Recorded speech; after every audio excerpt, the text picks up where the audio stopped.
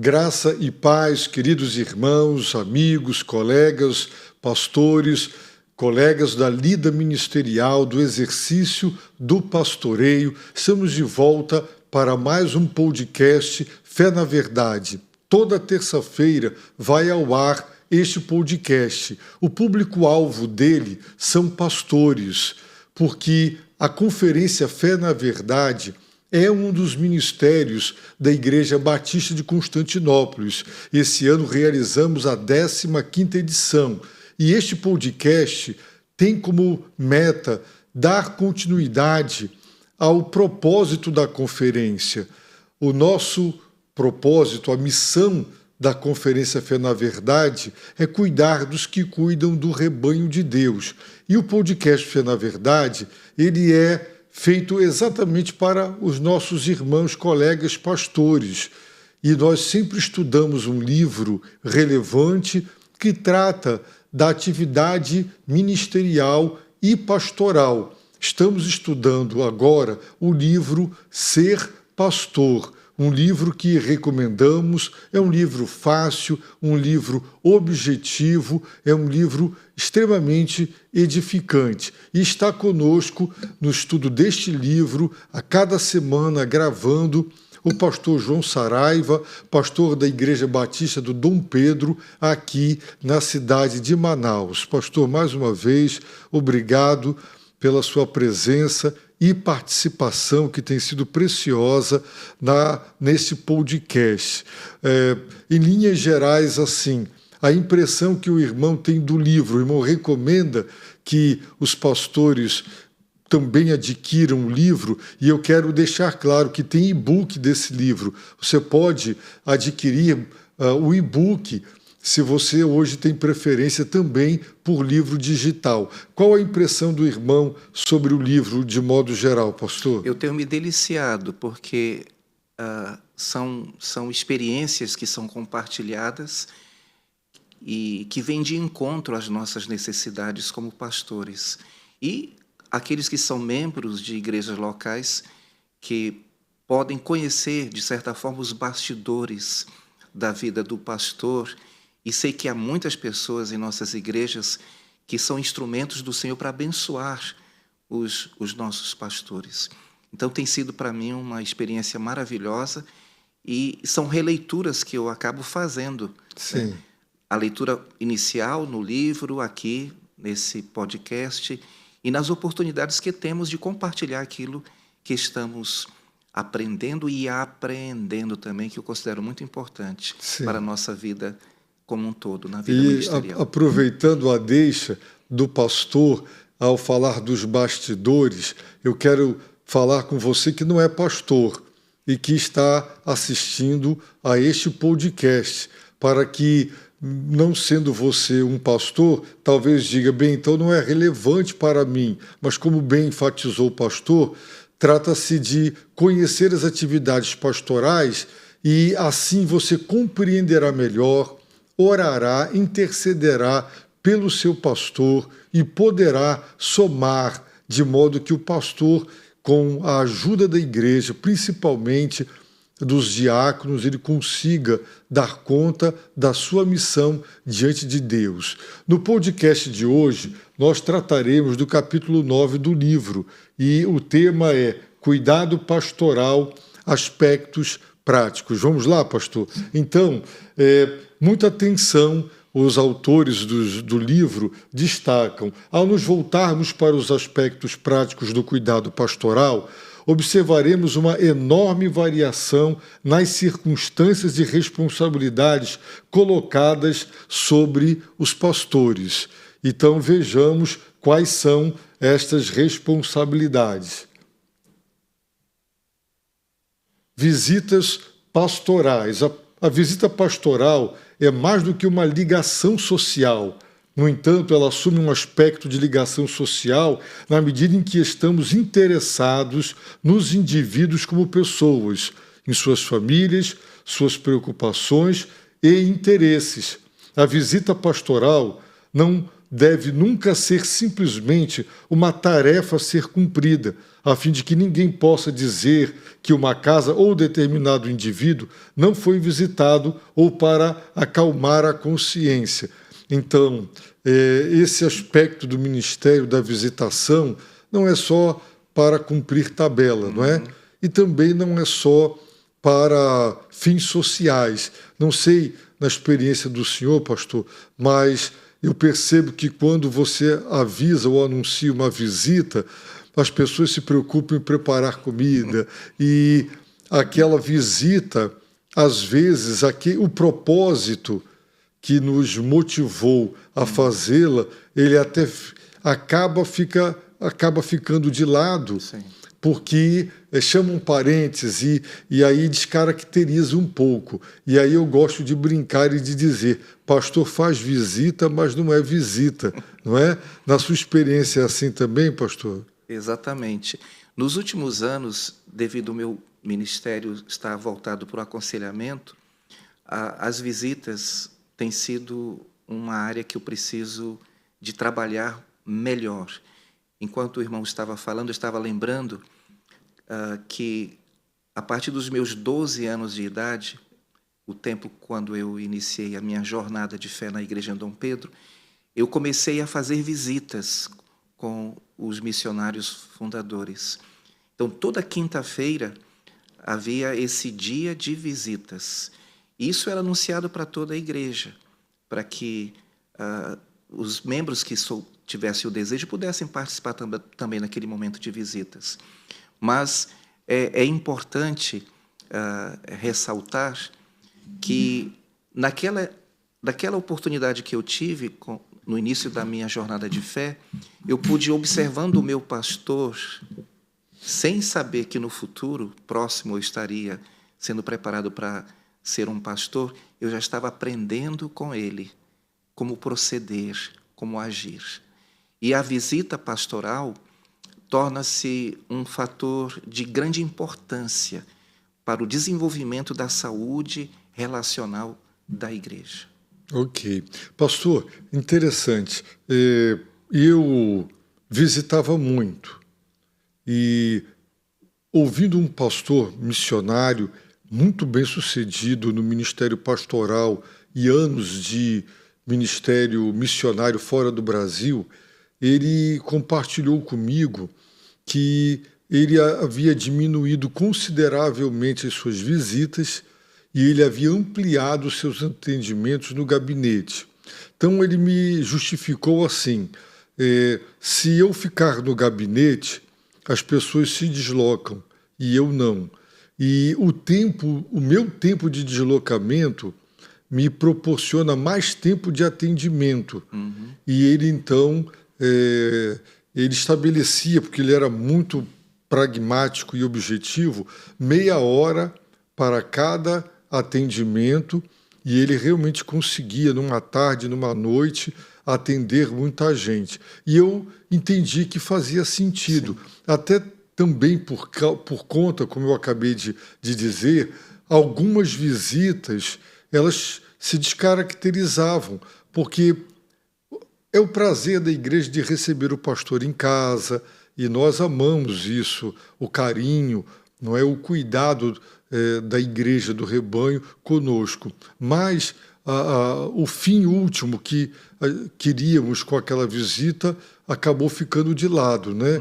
E eu adotei isso. E eu realmente passei a visitar mais enfermos ou pessoas afastadas, indispostas, inclusive, a vir ao gabinete. Na sua experiência pastoral, o irmão recebe mais no gabinete ou o irmão visita mais, ou meio a meio? Hoje eu estou recebendo mais no gabinete. E um dos fatores que eu percebo é a questão da urbanização. Durante o tempo em que eu estava como missionário no interior de São Paulo, pela cidade ser pequena, o meu trabalho neste aspecto era mais nas visitas. Eu fazia muitas visitas. Eu estava plantando uma igreja, eu estava começando uma igreja. Era uma igreja pequena. No caso de Dom Pedro, já é uma igreja maior. A demanda é maior. e a cidade de Manaus é uma cidade com mais de 2 milhões de habitantes. Sim. O trânsito, então tudo isso dificulta realmente. Então existe esse aspecto mais prático de que recebendo os membros na igreja para o atendimento se torna muito mais proveitoso nessa questão de tempo. E a questão das visitas, elas podem ser supridas pela presença do pastor, sim, mas eu vejo que entram aí os diáconos e os outros pastores que podem atender a estas expectativas que a igreja tem. É necessário que a presença do pastor nas residências, nas casas dos irmãos, se faça presente. Hoje, Dom Pedro é uma igreja que já está entendendo essa realidade. E nós temos procurado suprir esta necessidade de uma forma bem equilibrada e bem saudável. Ok. Pastor, uma curiosidade minha. O irmão já tem lançado mão desse expediente de fazer aconselhamento online, via algum aplicativo? Já tem usado desse recurso da internet? Sinceramente, eu tinha resistência no início, mas depois da pandemia e principalmente nos últimos meses, com o aumento da demanda, eu passei a ter que usar esta ferramenta. E é interessante que ela é uma ferramenta muito prática. Então, eu notava que eu tinha uma resistência pelo fato de ser de uma geração que não estava, ou melhor, não foi treinada Sim. para esse tipo de ferramenta. Mas eu percebo que pode ser e deve ser aproveitada esta oportunidade que estamos tendo com o uso das redes sociais, principalmente do uso do WhatsApp com videochamada. Sim. Ok, pastor, muito bom. A preocupação de Paulo, afirmam os autores, em visitar os cristãos romanos na plenitude da bênção de Cristo proporciona um objetivo. Não era uma visita qualquer. Ele queria chegar assim, né? Na plenitude da bênção. Devemos sempre ir prontos para falar de coisas espirituais e com a intenção deliberada de fazê-lo, desde que o Espírito de Deus não coloque nenhuma restrição sobre nós naquele momento. Sim. Nossa visita deve fazer o bem, ela deve contribuir com algo para o bem-estar espiritual daqueles a quem visitamos, né? Existem pastores bastante extrovertidos, dados a muita amizade. Eu já sou um pouco mais introvertido e eu realmente prefiro uma visita com objetivos claros, né? Eu vim aqui por essa razão, não é? E com uma palavra direcionada para aquela situação. Eu acredito que agora, certamente que o aspecto social também traz mais entrosamento, sim, mais amizade, né, entre o pastor e a família ou a ovelha. Mas, normalmente, eu gosto de seguir essa linha apresentada pelos autores, né? Então, dando seguimento, visitas evangelísticas. Além de visitas a membros do rebanho, haverá visitas àqueles que ainda não são cristãos. Além de sermos pastores, somos médicos espirituais e parteiros. Pastor, o senhor tem essa prática de visitas evangelísticas? Eu não as faço com frequência, mas eu tenho tido oportunidades e uma das minhas estratégias é sempre procurar conhecer antecipadamente o perfil da família, o perfil da pessoa, e ao chegar no local eu observo muito o ambiente, procurando já de imediato me identificar com alguma coisa que eu possa usar para introduzir a conversa em assuntos espirituais, que é a prioridade no caso. As visitas ou os encontros hoje, eu tenho sempre isso na minha memória, as palavras do meu pastor, o Wendell Harris, quando ele mencionava que estes eram encontros divinos, porque naqueles momentos em que nós nos encontramos com estas pessoas, o Senhor está ali, e realmente a razão deste encontro é levar a pessoa a Cristo. Certo. Eu, na minha experiência pastoral, quase que as visitas evangelísticas, elas se restringem a membros, a parentes de membros da igreja. Quando uma irmã, pastor, vai lá em casa me visitar, mas para evangelizar o meu marido, ou meu filho, ou meu pai. Então, cria-se ali uma estratégia, né, para poder... E aí, naquele momento de oração, a leitura bíblica, uma leitura evangelística direcionada para despertar no coração daquele parente o desejo de buscar a Deus, né? Bem, vamos em frente. Visitação hospitalar. As visitas hospitalares são uma das prioridades de um pastor. Raramente chegaremos mais perto de nosso rebanho, ou eles buscarão mais o nosso encorajamento espiritual do que quando não estão bem e quando talvez o futuro seja incerto no que tange à saúde deles, né? O momento de fragilidade física também traz abatimento emocional e uma abertura em alguns para as coisas espirituais. Outros até se revoltam, né? Tem outro tipo de reação, mas de fato é um momento singular, não é? Agora, uma das coisas que eu lamento, pastor, às vezes, é o fato de alguém operar e não compartilhar com a igreja. Sim. Não sei o que se passa na mente das pessoas, não querer que saibam que a pessoa vai fazer uma cirurgia, quando compartilhar é fundamental para a igreja orar, né? E depois, ou no hospital, ou depois, no momento apropriado, fazer visita. Eu fui pastor numa igreja onde havia uma certa resistência. O colega anterior era um pouco inconveniente, às vezes, em momentos inapropriados, ele visitava e gerou um pouco de resistência, não é? Eu sempre procuro sondar a família se aquele momento será apropriado, né, para ir lá visitar, para deixar a família confortável, né? Porque é desagradável receber o pastor no momento em que a família não está assim bem para isso, né? Então eu tenho esse cuidado. E o irmão, na sua prática? Eu tenho procurado ser bastante assim cauteloso. Eu não gosto de constranger. Eu sou muito reservado também. Eu procuro sempre ter uma postura adequada ao ambiente, ao momento.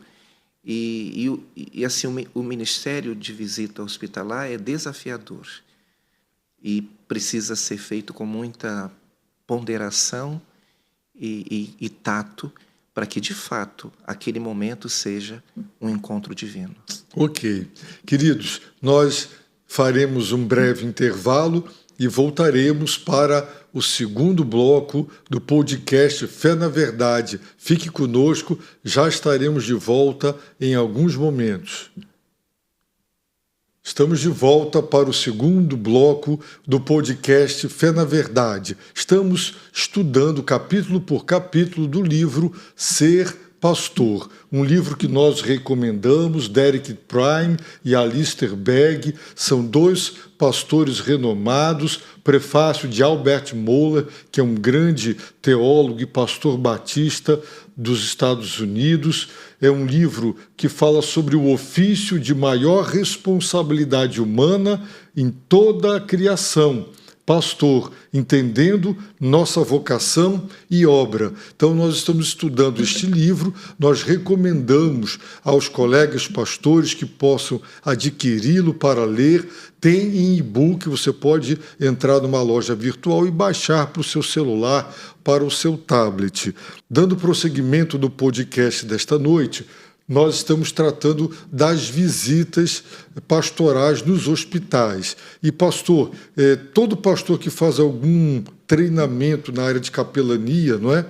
ele recebe orientações, até porque muitos que, por falta até de bom senso, acabam demorando-se, cansando muitas vezes o doente, e se é numa enfermaria com outros doentes próximos, o pastor precisa ter bastante sensibilidade, não é?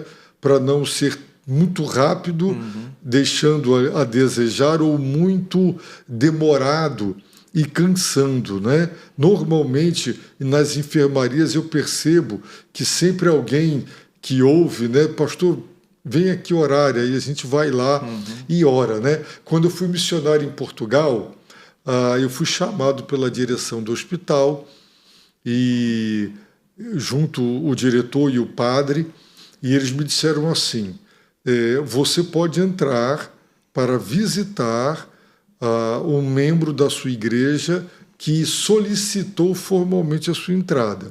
Você vai direto no leito dele. Se você distribuir algum folheto ou abordar qualquer outro enfermo em qualquer outro leito, você nunca mais entra no hospital, não é? E eu procurei seguir aquelas regras. E aí eu falei isso porque eu lembrei que sempre alguém pedia, não é?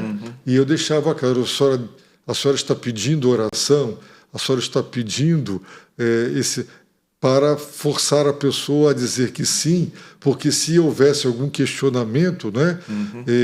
Porque eles não gostavam de pastores lá, e então eu me resguardava assim. E como é a sua experiência, pastor, lá no hospital, muitas vezes até dentro de uma UTI, não é? Como é que o irmão procede? O irmão segue essa linha? Eu procuro seguir exatamente essa linha. Como eu lhe disse, eu não tenho tido uma prática constante, né, nesse trabalho de visitas hospitalares, até porque nós temos em nossa igreja um trabalho de capelania, mas quando membros da igreja estão necessitando dessas visitas, eu estou de pronto priorizando, certamente, porque é importante, como nós temos ressaltado aqui, a presença do pastor nesse tipo de visita, nesse tipo de acompanhamento pastoral. Ok, muito bem. Vamos em frente.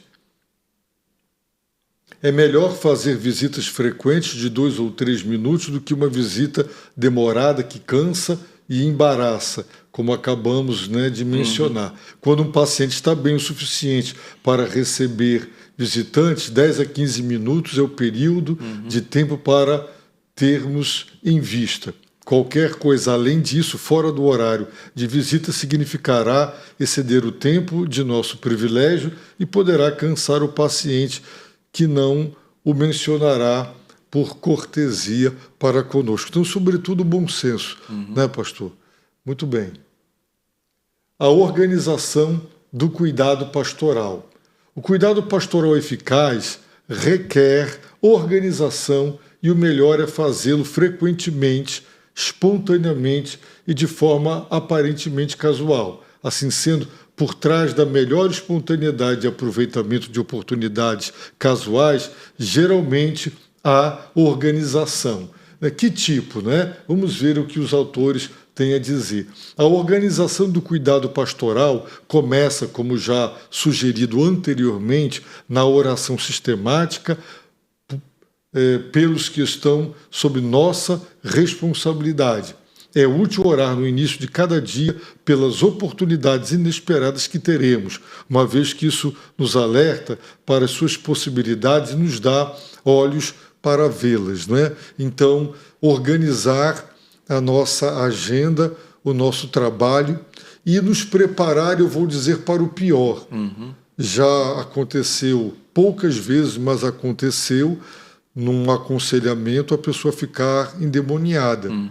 E você ali sozinho, e o pastor não sabe o que enfrentará, não é verdade? Então, como ele colocou, a oração, entregar aquele dia a Deus, pedir que Deus providencie pessoas, recursos para nos capacitar, é muito importante. Bem, Vamos em frente. Para organizar o cuidado pastoral, devemos estabelecer prioridades. Nós colocaríamos no topo da lista o recém-convertido. É muito fácil de nos alegrarmos ao ver as pessoas vindo para a fé em Cristo e então negligenciarmos a sua nutrição espiritual. O irmão percebe assim também? Percebo. E enquanto nós estávamos fazendo essas observações, baseadas no livro, estava vendo a importância de estarmos tratando o nosso mundo interior. Então, o cuidado com o nosso coração, essa vida piedosa que é uma necessidade na vida do cristão e principalmente do pastor, é fundamental para que esta organização, como ele destaca no livro, ela aconteça de forma casual, né? Mas essa casualidade é fruto de uma realidade no mundo interior, que é a vida de intimidade, dependência no Espírito Santo, do Espírito Santo. Ok, muito bem.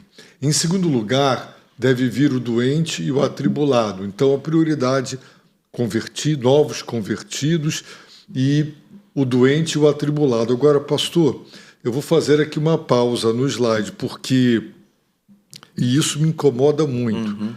Receber membros da igreja, vou chamar assim de antigos, já batizados há muitos anos, recorrentemente dando tanto trabalho e tomando o tempo do pastor. Sim. Quando novos convertidos precisam de mais e de melhor atendimento.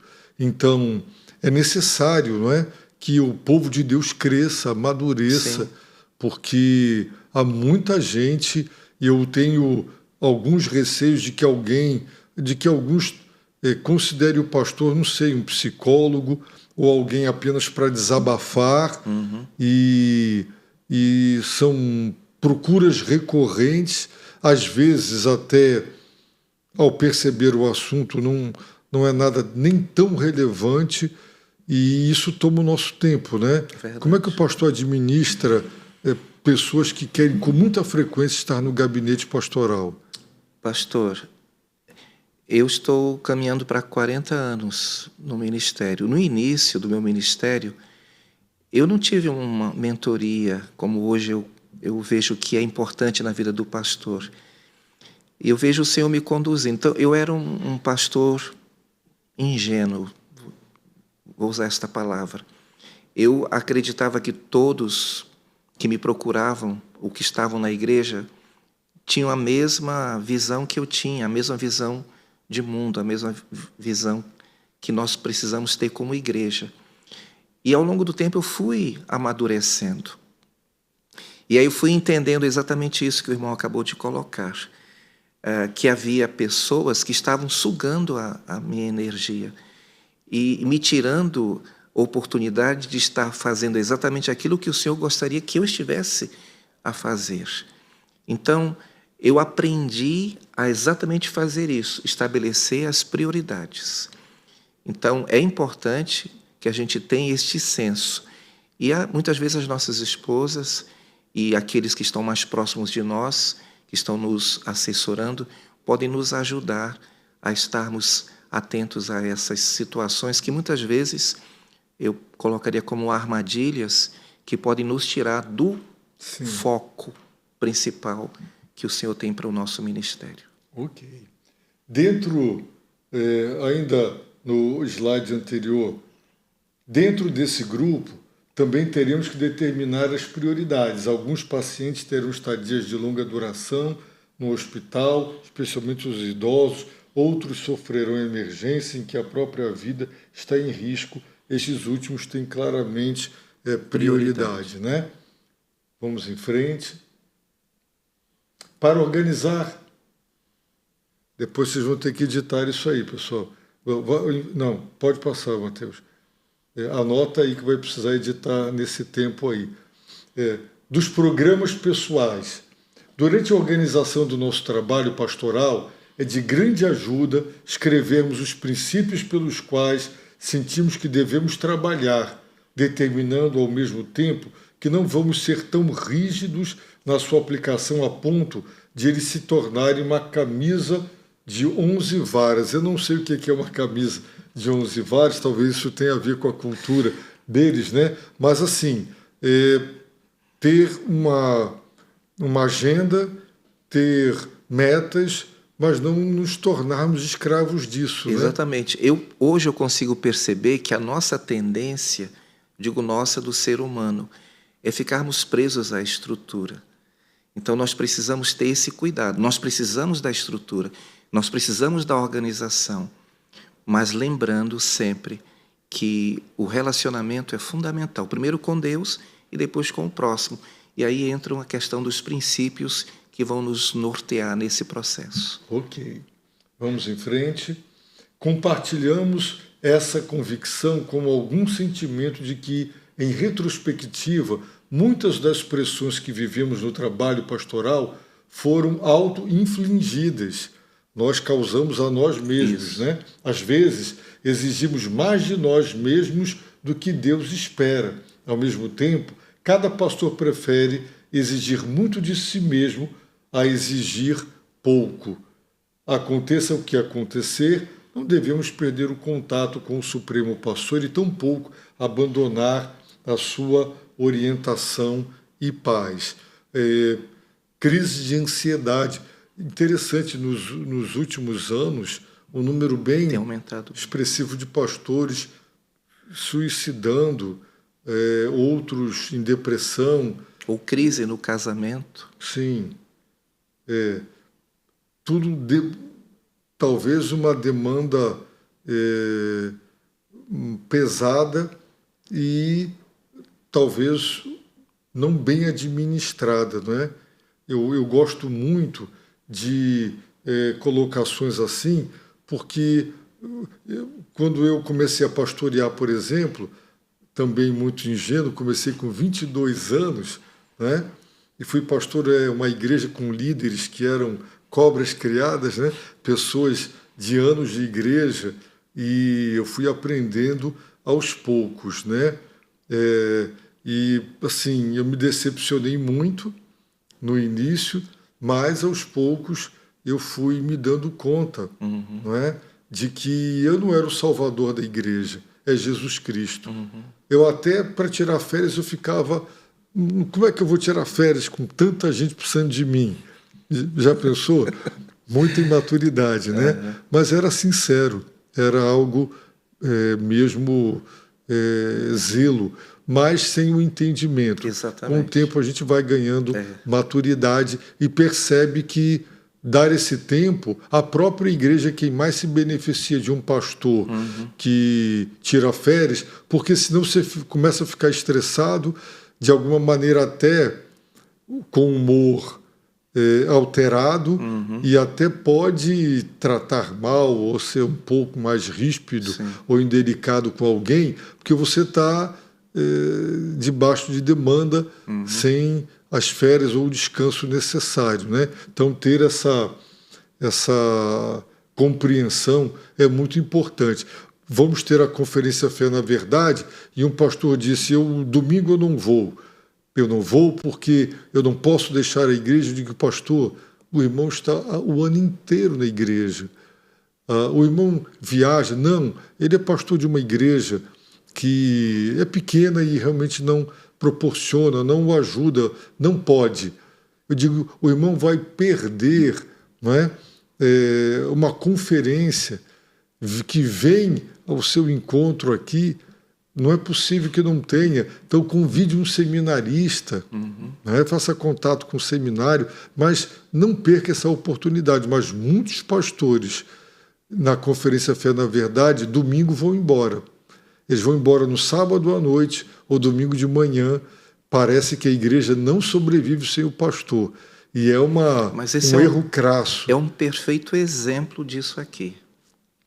E a impressão que a gente tem quando age dessa forma é que estamos agradando a Deus, que estamos sendo zelosos, quando, na verdade, nós estamos demonstrando apenas que estamos tendo um ídolo no coração. É verdade. Porque hoje eu consigo entender isso, que se não tomarmos cuidado, o nosso ministério pode se tornar um ídolo. E aí vem o desgaste, né? Vem os conflitos. Vem. Vamos em frente. A situação de cada comunhão de igreja é diferente em seu tamanho, na faixa etária de seus membros, na área em que está localizada e no número de pessoas na equipe pastoral. Ao compartilhar as maneiras pelas quais temos organizado o cuidado pastoral, o fazemos não como um guia que sugerimos a outros, pois isso seria presunção, mas da esperança de que isso possa estimular ideias sobre formas de fazê-lo de maneira mais eficaz, não é? Dando prosseguimento à delegação de responsabilidade pelo cuidado pastoral. Quanto maior for a comunhão da igreja, mais o cuidado pastoral regular e sistemático e as necessidades de visitação precisam ser compartilhadas, uma vez que o número de crises é multiplicado e é quando os grandes problemas surgem que pastores são inevitavelmente chamados.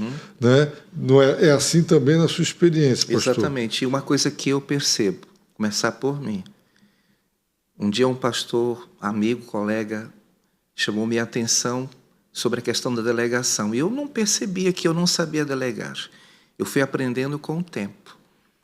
E esta é a realidade. A gente tem tendência de centralizar. E o que faz isto? Prejudica o crescimento da igreja. Porque o nosso papel, o nosso trabalho é exatamente treinar, equipar os santos para o desempenho do seu serviço. Ok, muito bom. Pastor, nós vamos fazer aqui o intervalo para, em breves momentos, daqui a pouquinho, retornarmos com o terceiro e último bloco do estudo do capítulo 9 do livro Ser Pastor. Fique conosco, já estaremos de volta. De volta para finalizarmos neste último bloco o 9º capítulo do livro Ser Pastor. E nós estamos considerando com os autores a importância de delegar.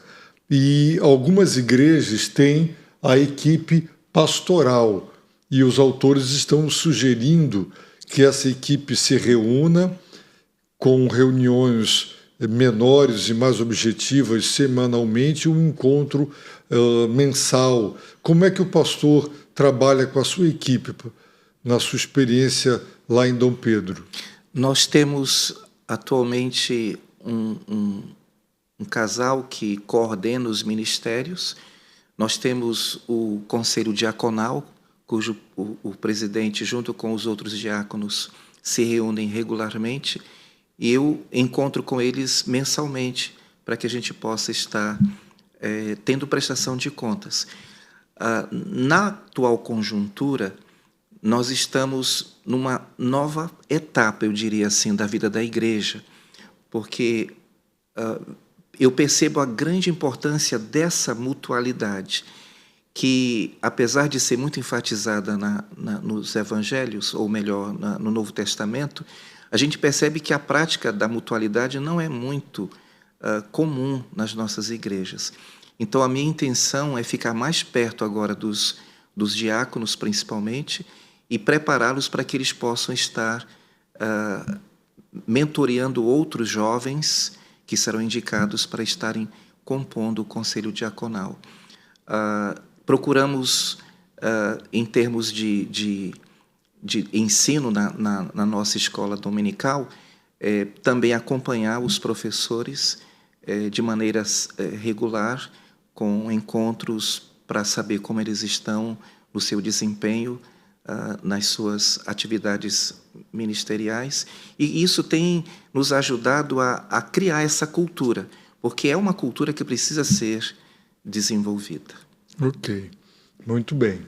Vamos em frente. A segunda esfera da delegação pastoral era constituída pelos responsáveis por áreas da vida corporativa da igreja.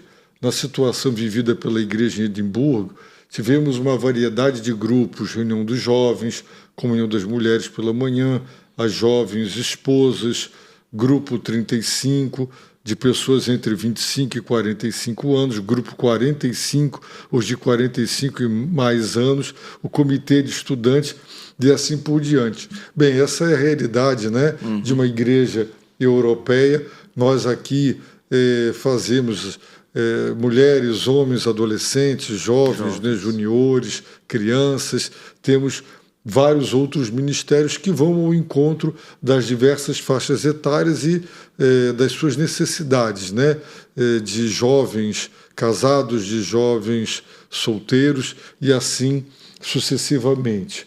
Vamos em frente. Onde eles tinham um comitê, cada grupo foi encorajado a dividir seus membros entre os membros dos comitês para a oração. Alguns fizeram isso muito bem, outros nem tanto, mas o incentivo estava lá, o que gerou um espírito de cuidado. Encontrei-me com cada comitê uma vez no ano, com o objetivo de incentivá-los para sublinhar a prontidão da equipe pastoral para ajudar em situações de necessidade, das quais eles sentissem que deveriam alertar-nos, né? Então, a estratégia deles foi essa e a nossa é a de promover a mutualidade, né?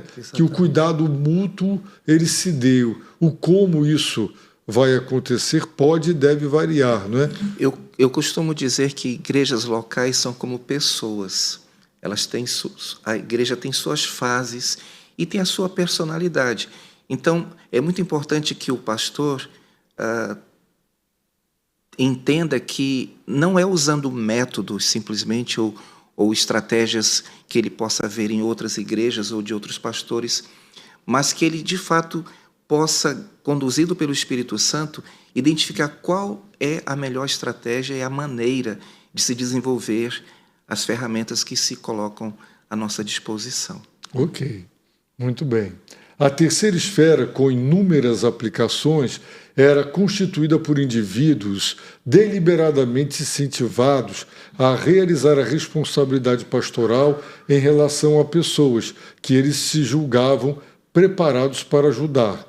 Aqueles que são mais velhos e que geralmente permanecem em casa exigem mais do que a visita mensal que talvez a equipe pastoral possa razoavelmente gerir, não é? Dando prosseguimento, o maior número dos idosos em nossa sociedade tende a ser de mulheres e, assim, a conselheira cuidava de um grupo de mulheres que adotaram, cada uma ou duas mulheres mais velhas para visitar regularmente.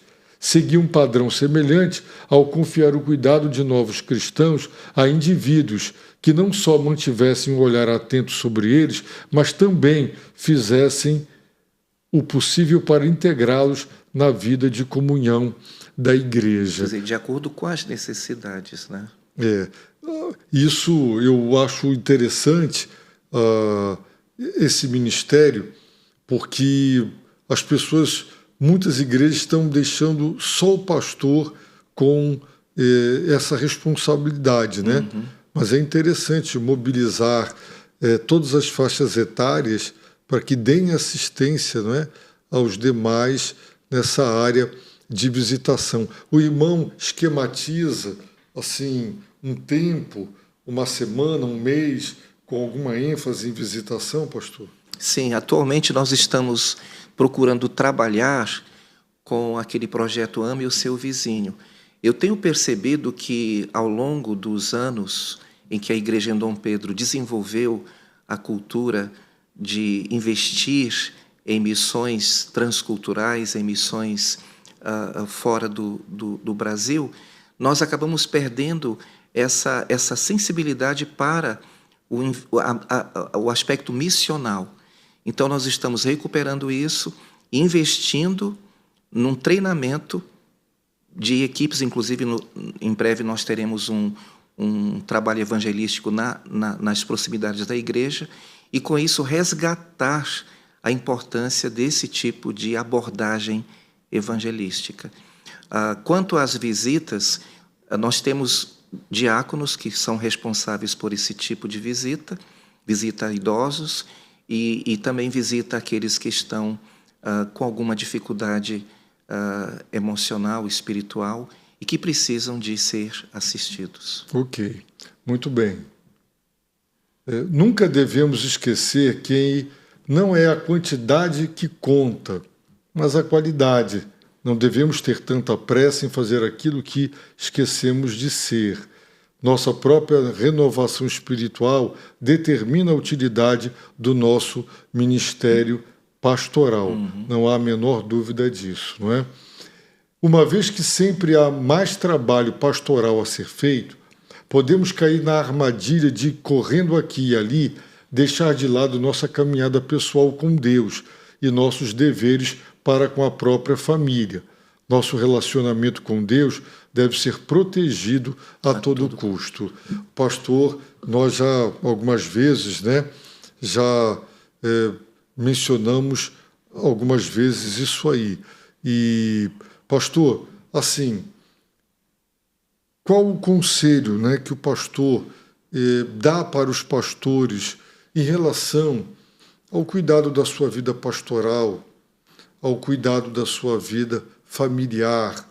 O irmão tem, assim, se na sua experiência o irmão tem um tempo de qualidade só com a esposa, a família toda reunida, o núcleo maior, né, envolvendo aí agora os parentes, não é?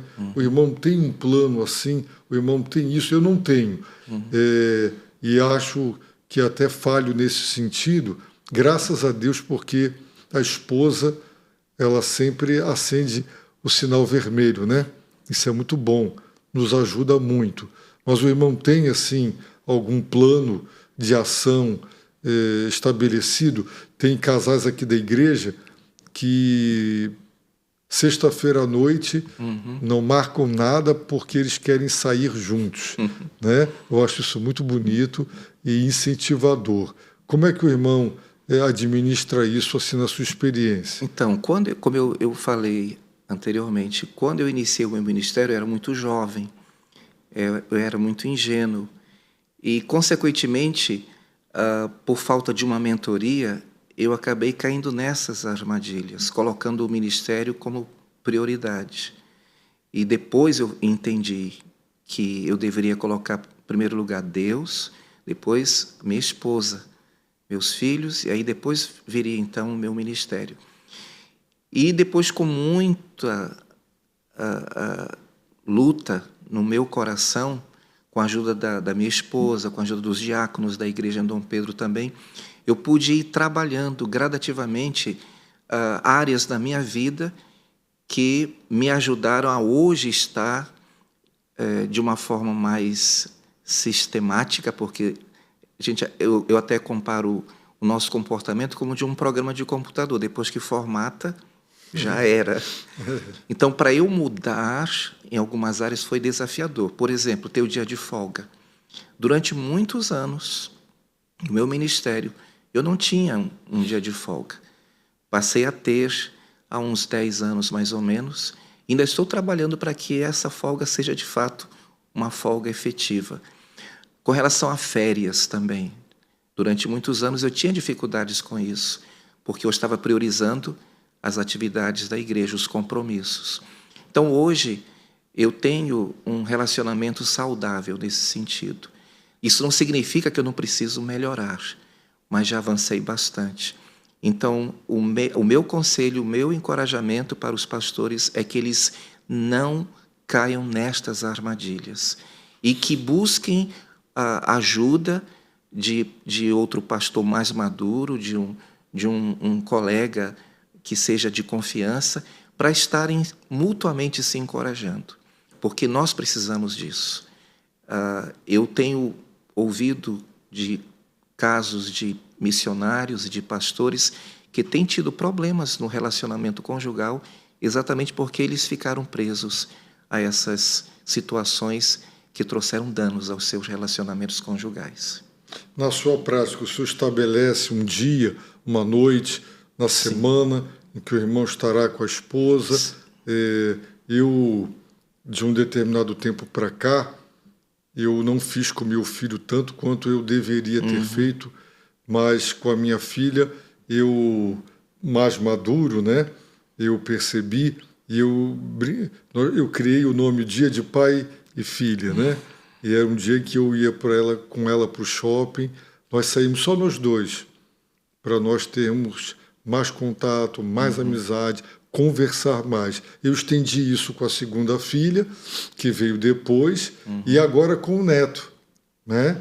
Eu pego meu neto e passo a tarde toda com ele no shopping, levo ele nas lojas de brinquedo, e realmente aproveito muito esse momento, né? O irmão tem, assim, um esquema que o senhor poderia compartilhar para os pastores, ou não tem, assim, um esquema preparado? Então, atualmente eu tenho a segunda-feira, que eu separo para minha esposa, e ela está me cobrando um sábado.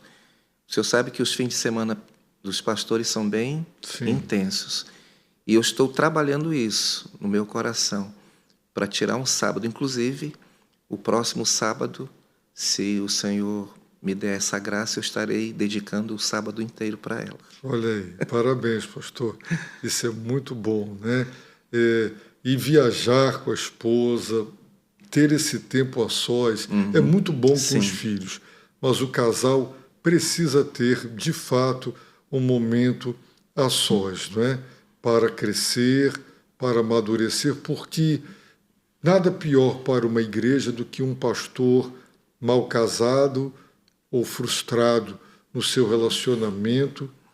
Uma coisa que eu queria ressaltar, eu sempre lembro as pessoas com quem eu tenho oportunidade de tocar nesse assunto, é que nós vivemos num mundo caído e somos pecadores. Então, a manutenção nos relacionamentos é muito importante.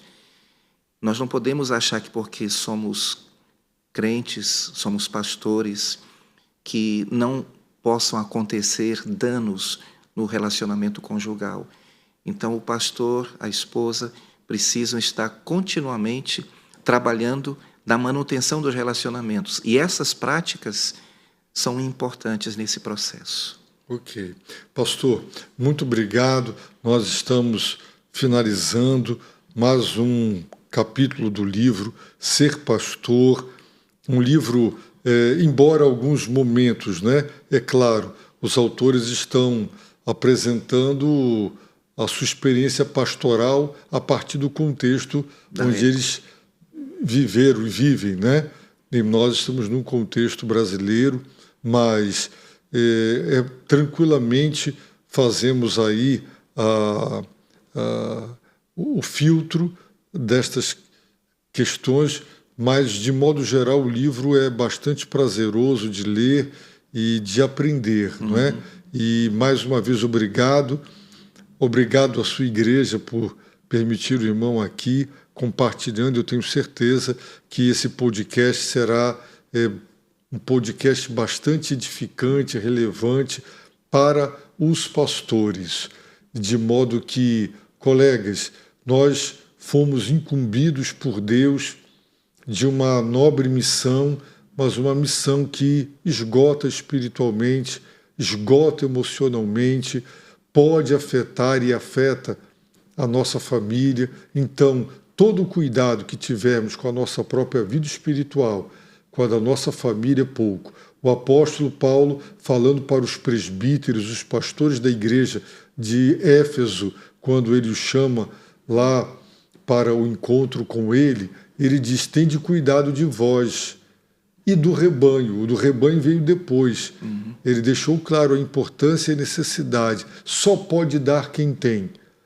Se você se encher de Deus e se você tiver uma sólida família, isso vai abençoar o seu ministério. A nossa oração é que Deus use este podcast para encorajar, motivar o seu coração a um compromisso cada vez mais fiel, prudente e sábio com o nosso Deus e com o ministério. Um abraço, que Deus abençoe a todos os nossos queridos colegas de lida ministerial. Se Deus quiser, na próxima terça-feira estaremos de volta para estudar o 10º capítulo do livro Ser Pastor. Fiquem na paz do nosso Deus e que Ele vos abençoe rica e abundantemente.